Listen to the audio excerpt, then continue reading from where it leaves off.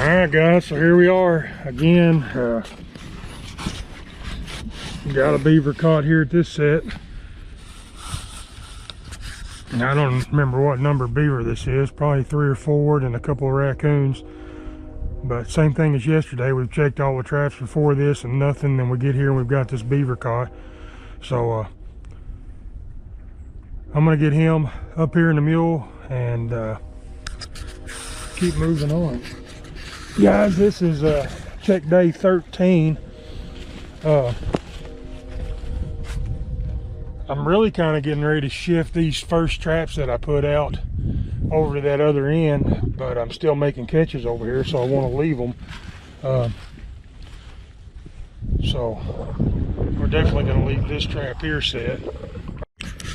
All right guys, one issue with these Bridger number 5s that I have is sometimes you'll go to set them, show you. You'll get that jaw pushed down, but for some reason the dog just won't go down. It won't go down low enough to get it underneath your pan. And I'll show you what's happening with them. Now we've made I don't know, 6 to 8 catches out of this trap right here at this spot. So over that time, this trap gets, these animals are alive, they put stress on this trap. And what's happened is on the bottom of this thing, you've got these 4 springs. And you've got this wire, it's kind of U-shaped, that goes through the springs. I'm not sure what that's called, but it holds those springs in place. And what happens over time is they're fighting. This thing will get hit up against a tree or against the ground or whatever, and it'll push this U-shaped wire that's holding these springs. It'll push it this direction. And what happens is that thing will get pushed up here toward this bend, and that jaw, when we set it, it won't allow that jaw to sit all the way down on that plate. So it's an easy fix. Just take you a hammer or something to hit with and just knock that wire back down. And it'll push it back down out of the way. So now that jaw, when we open it, that jaw is actually going to sit down here, and it's going to allow that dog to come down low enough for the pan. So if you ever got an issue of where you can't get that jaw closed, just look at your trap and make sure that it hasn't been bent or been affected in some way that's not allowing that. So you can see now where that wire's at under here, and before it was right underneath that jaw, wouldn't allow that jaw to lay down. So same thing guys, we're just gonna place this trap right down here in the bottom, right underneath that run where it comes off of here. We've got a lot of disturbance now. They've got a lot of the ground tore up where they've been fighting and trying to get out of that trap. So anything else comes through here, they're going to want to come over here and check this out, and hopefully we'll have us another catch. We're getting on toward the end of the line this morning. Only had the 1 beaver catch so far, but thought I'd just step over into the edge of the woods here off this trail, and had to get a couple of sticks. I'm gonna make a set right up here on a crossover with a conibear, and walked into here. Thought I might pick up some sheds. There's some pretty good sized deer down here where I'm at, and the farm hands always find good sheds. So I thought I'd just take a minute or two and walk through there and see if I could see any to pick up, but I didn't. So here's the set we're making. Basically, this ditch, this is where we caught the big beaver the other morning. We made the set. Kinsley had a catch the next morning, and then my wife was with me and we made a catch. And then the last 2 mornings, we haven't had any catches with it. What I'm gonna do, this is pretty much bogged down right here with these pallets, and you can tell the animals are coming in and out right here, going right between the middle of those pallets. So what I've decided to do is take this 330 here, and I've got it set ready to put in here, and we've got our springs, instead of straight off 90 degrees to the side, we've bent our springs up. And what I'm hoping to do by that is take this stick, and we're going to stick it through the eyes of both springs, and then we're going to pull those, spread those springs apart, and that's going to kind of lock that trap on this stick. And we may have to position it a little bit different, but what we're going to do is we're going to come in here and go right between the slats on that pallet.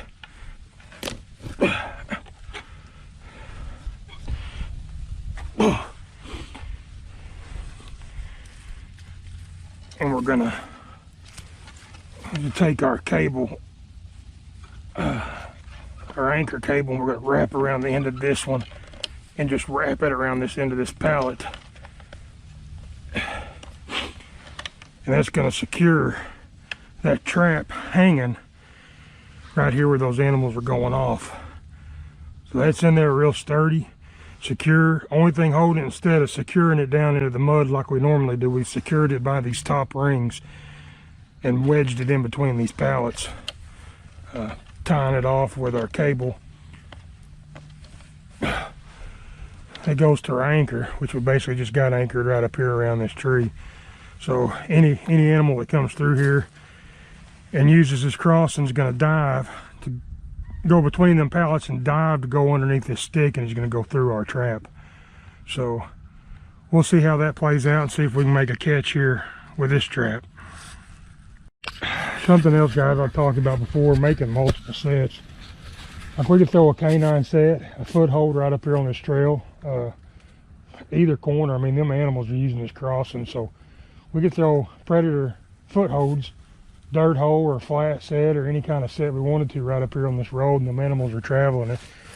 And then right here is a coon trail. Anytime you got a ditch on top of the bank, the levee on the side of the ditch, you'll have a really defined coon trail where the coons travel every night looking for something to eat. We could set some dog proofs or footholds anywhere along this trail and pick up coons while we're out here after the beaver. Same thing, you can look right over here and you can see where that trail continues down this side right beside that tree. But each stop you can make multiple sets and catch multiple different species. So we're going to move on around to this back road and check these last few sets we got. Hopefully we got a catch in that drain that we cleaned out yesterday. I brought these TS85s with me, so we'll see how that Duke number 4 did, and if it made a catch, we'll reset it, leave it there, and then we'll go on down to that next one and put another trap guard in it. But hang tight with me and we'll get down there and get those checked. All right, guys, we're back down here where we've had the beaver caught on this side and the raccoon both mornings, or 2 mornings. Looks like we had an otter come through last night too. And then right over here, we had this trap bedded down here at the edge of the water. And this morning, it's pulled plumb up here on the bank, laying on the bank.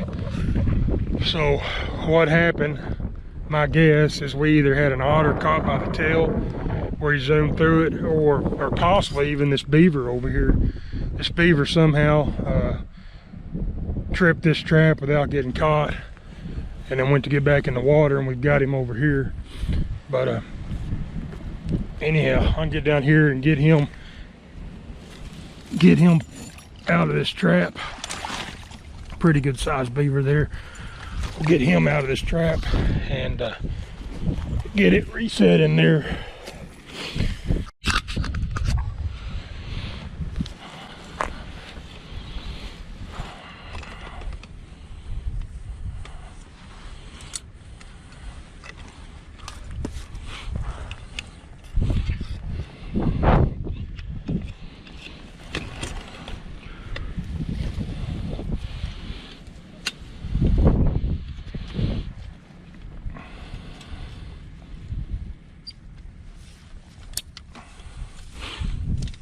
Alright guys, just hadn't had very many catches this morning, maybe a short video. I thought I'd show you guys something. A lot of people don't realize it, but right down here on the beaver, they've got 2 glands, actually 4 glands, 2 on each side.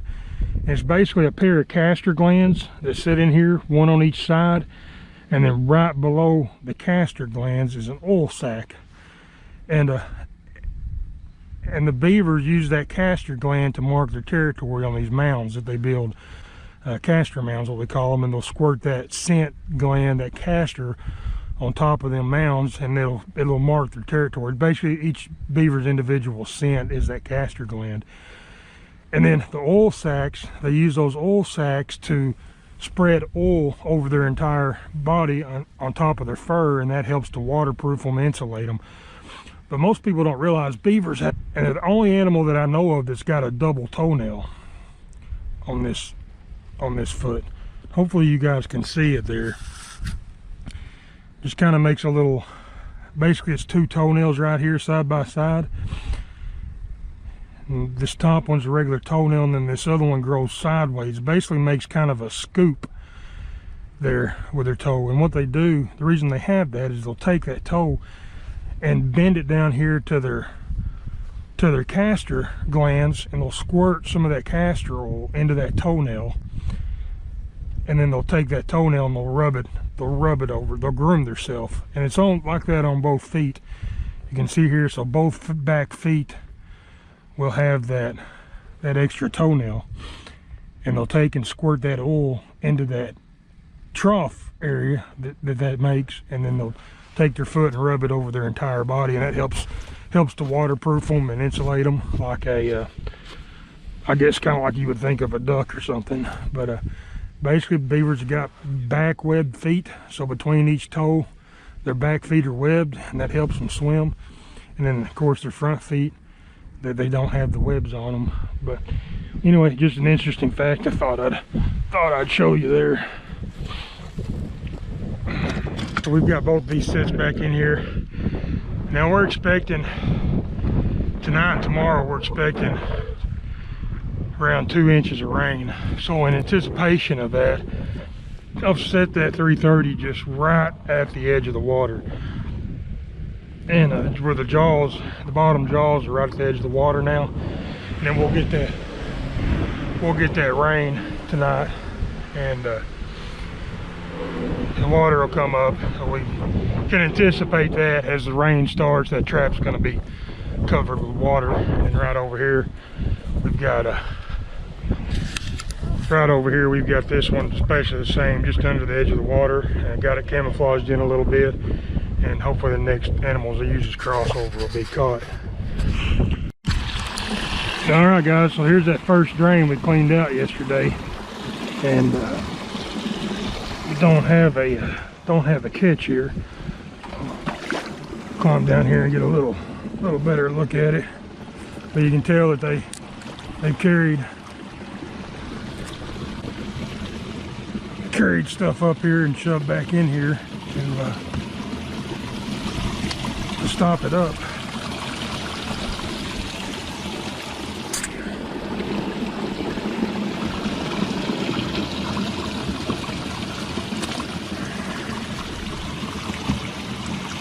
Our trap's still sitting down there set, guarding it.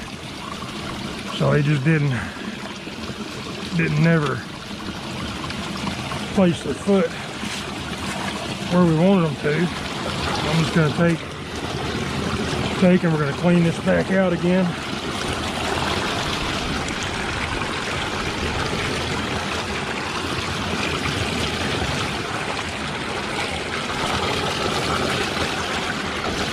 Now, I'm not 100% sure that a beaver come up here, guys. I think a lot of this may just be debris that was floating out here anyway. And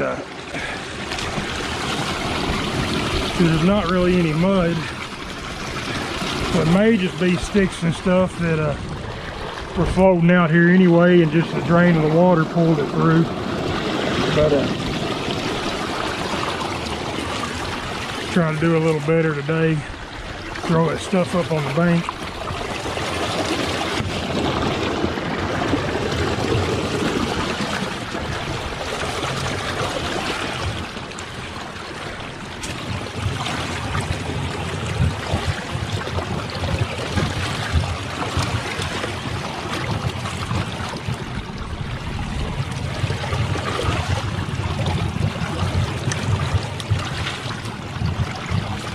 We're still solid down there where we placed those those sticks in the mud. We're just going to lay that trap right back down there.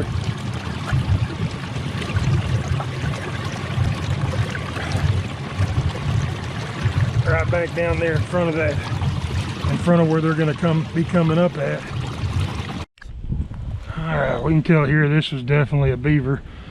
Come in here and clog this back up. So I'm going to rig up another TS85 with an extension, and we're going to anchor it up here just like we did. We're going to clean this drain back out to where it's flowing again, and see if we can pick this beaver up tonight. It's coming in here and working this. Alright guys, so we've got this this last loop ferrule crimped on here, and this isn't the only way you can set this up. I mean, these extensions, the only reason I'm using an extension here and not a drowning rod is because I've already got all my drowning rods set. So I mean, you can use any combination that you want to anchor. If we wanted to, we could place one of these pogo earth anchors on the end of this loop, and we could take and drive it down into this mound and have it earth anchored up here, and then set our trap out there. But I'm just the easiest thing, so I don't have to back and forth across that loose mud. The easiest thing for me to do is just use the split ring, anchor it like we did that other trap, and make that work. You know, preferably if I had my drowning rods, if we had a drowning rod back here with us, that would be the idea here. We could drive that drowning rod down in there and have them drown when we get here. But anyway, we're just making do with what we've got and making it work. So I'm gonna get down here and get this cleaned out and get this trap set in here, and hopefully we can have that beaver caught in the morning. It took me a little bit, but I got that cleaned out. All this right here is what I cleaned out of that drain to get the water flowing again. I've already got my one TS85 sitting up here anchored to that drain itself, and the TS85 sitting right there in front of it, the water. I think what I'm gonna do is go ahead and put another trap guarding this side of it, so I'll basically have a trap guarding both front corners of this. But I thought I'd show you guys a different anchoring system. I spoke about it earlier. So I just built me another extension, same way as always.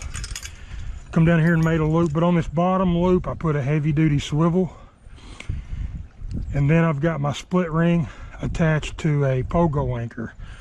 So a pogo anchor, what we're going to do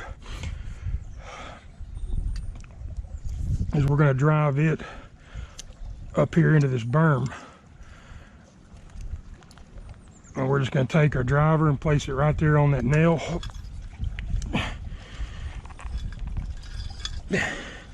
All right, that's really soft, guys, so I don't count on that holding.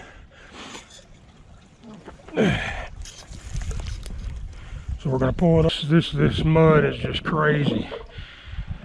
So I don't think I'm gonna be able to drive this pogo anchor into this soft mud and get it to hold. So I'm gonna scratch that. But that'll show you if you got solid ground, you can anchor using this system here. I'm gonna scratch that. I'm gonna go ahead and just anchor it to the drain itself at this set.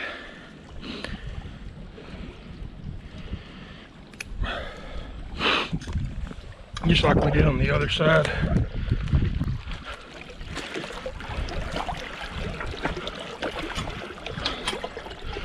We're just gonna take and wrap that around there, and then work the cable back through the keychain.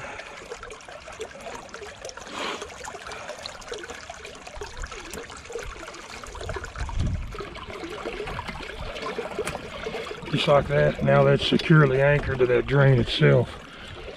And we're just gonna, you can see here we've got that TS85 sitting in the water guarding that corner. We're gonna come right over here and we're gonna place this trap.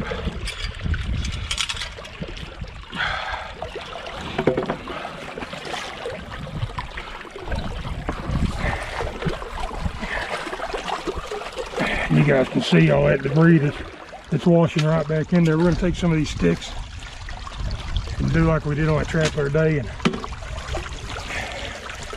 step down in here in this mud.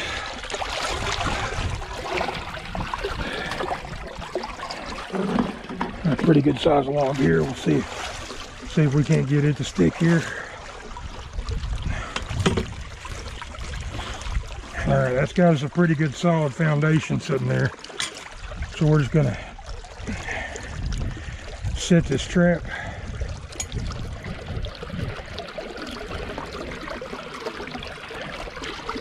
And we're gonna take it and we're gonna put it right here on top of that foundation we made.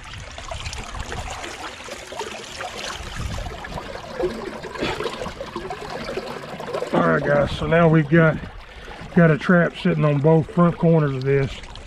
So as they come in here tonight and want to plug this and stop it back up, hopefully we can get them caught when they're in here working. That's going to be it today, guys. We got the 2 beaver this morning, and then we got several traps pulled from where we first set them, moved to new locations. Now we found some new locations to set also, and so hopefully we'll have some catches in the morning. Thanks for watching, and have a great day. All right, guys, I'm back here at the shop, and you can see I've got a big night ahead of me. This is the last. Over the weekend, I hadn't had a chance with everything going on to keep these animals skinned and put up as I've gone. So this is what I'm going to do tonight.